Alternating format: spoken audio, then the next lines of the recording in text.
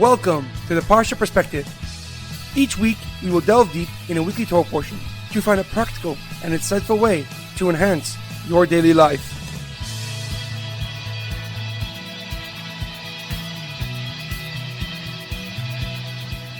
Thank you for tuning in. My name is Shalom Yamini. Each week, we will look into the weekly Torah portion to find inspiration that will complement your daily life and intensify your connection to God. This week's Parsha Perspective is being dedicated in memory of Moshe Morris ben Nagiah HaKohen. May his soul be uplifted, as memory be a blessing for his family and the entire Jewish nation. This week's Torah portion is Parshas Ki Tsavo. Our Parsha begins with the laws for when the Jewish people will settle in the land of Israel. The first mitzvah is Bikurim, the requirement to bring the first fruits to the Beis Hamikdash. This only applies to the fruits and produce, which are amongst the 7 crops that Israel is known for: wheat, barley, dates, figs, grapes, pomegranates, and olives. Moshe then repeats the blessings that the Jewish people will receive for following God's commandments, or heaven forbid, the curses for doing the opposite. He continues with detailed instructions on how to proclaim these blessings and curses on Mount Gerizim and Mount Avel, reminding the Jewish nation that we are God's chosen people. However, a question comes to mind. The mitzvah of Bikurim took a very long time to be actually put into effect, for it is only applicable once the Jewish nation conquers and settles into the land of Israel.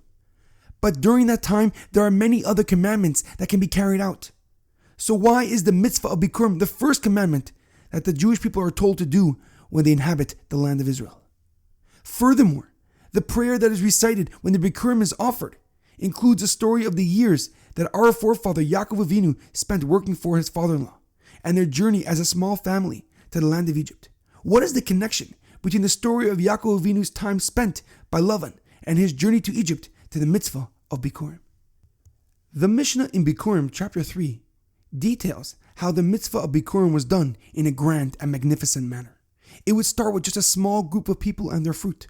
However, it would grow larger with each city that they passed through. People from each town would join their convoy with musical instruments and their offerings, and there would be continuous singing and dancing until they reached the gates of Jerusalem.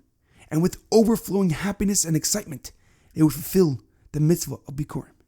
The Mishnah explains that the reason for the passion and enthusiasm was to show gratitude to Hashem for the blessings that He bestowed upon them.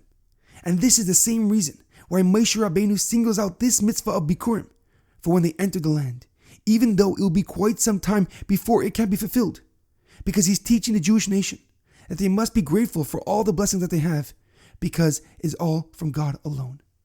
The reason why we mention the story of Yaakov Avinu and his journey to Egypt is to show us the power of gratitude and recognizing the source of our success.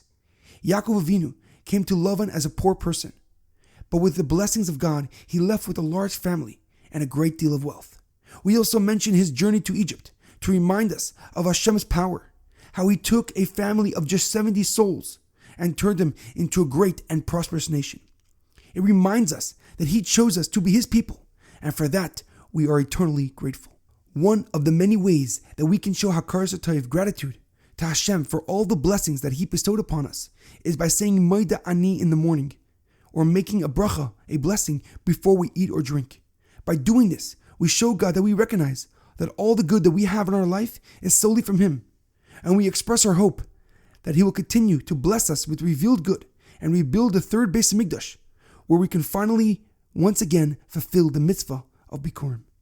In our daily life, we must understand that gratitude is one of the most underestimated methods we can use to enrich our lives. The feeling of appreciation and thankfulness for the good that we receive in our life will make us happier, more fulfilled, and satisfied with our life. And as a result, it will open up more channels for goodness to enter our lives. The best part about being grateful is that you do not have to wait for other people to do good to you. Instead, be the first one to act and express your appreciation towards your fellow, and you will see the drastic positive change that you will have on their lives and on the world as a whole. There's an amazing quote that I once heard. If you are thankful for what you have, you will end up having more. However, if you are concentrated on what you don't have, you will never have enough. Have a great weekend and good Shabbos.